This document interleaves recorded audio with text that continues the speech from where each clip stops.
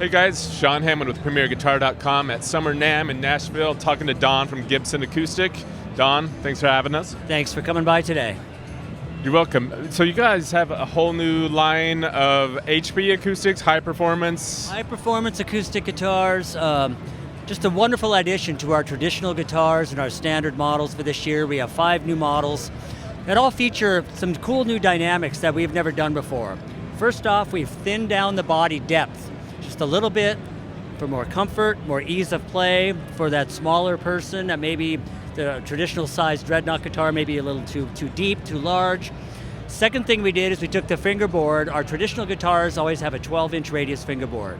On these models, we flattened it out to a 16-inch radius for that player that's maybe used to playing electric guitars, wants to bend strings easier.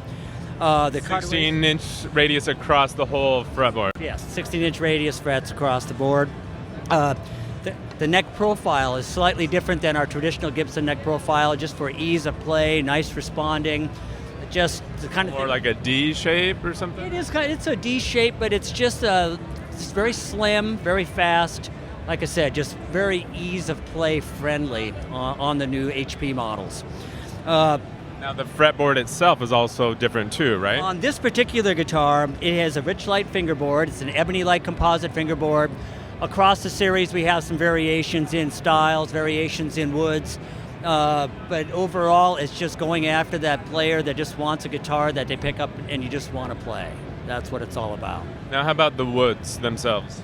The woods range, we make some of these cutaways with walnut back and sides, which is what this guitar is made from.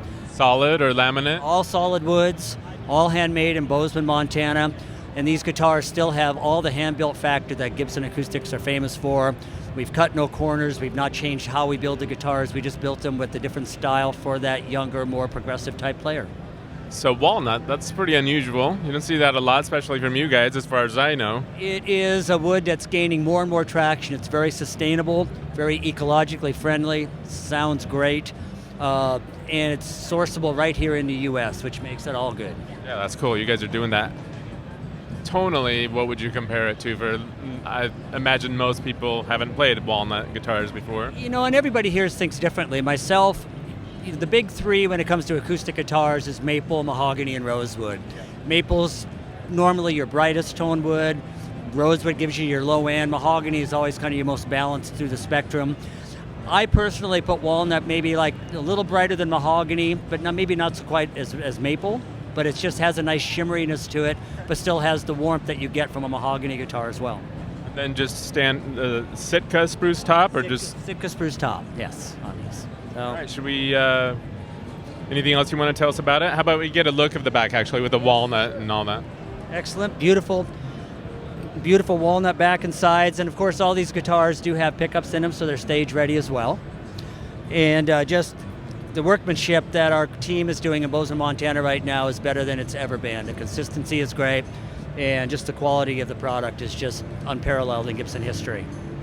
So I noticed that it's got a maple neck. That's also unusual for you too, right? On these models, on the 415 and the 635, they're all North American tone woods. We wanted to do guitars that had no imported woods, so we used maple necks on these, which is normally considered an upgrade, even at this more moderate price point, just so we could be all North American woods on this particular model. Now you mentioned the electronics. Can you tell us about those a little bit more? What are they? They're active LR bag systems, various systems for the various models depending on price points. Single element or dual? Single element pickups, yes. So transducer, saddle. And discrete volume, and in some cases volume and tone controls hidden up inside the sound hole. So it's a nice full acoustic look, but still has the stage functionality. How much does this one go for? This one is going to map out at $17.99 for a handmade, North American-made guitar with nitrocellulose lacquer, dovetail neck joint. It's all the hand-built features that Gibson guitar has been famous for. Very nice.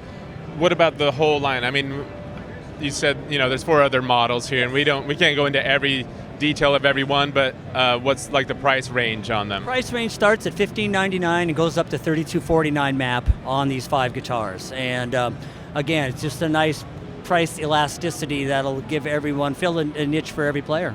Why don't we tell people where they can go online to find out specifics about whichever body style or whatever tends to fit their taste. These guitars will be on Gibson.com in the acoustic part of our website shortly. They're so new right now, they're not up there yet, but they will be very shortly, and all the information will be posted.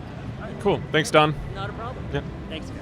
Thanks for watching, guys. I'm Sean Hammond with PremierGuitar.com.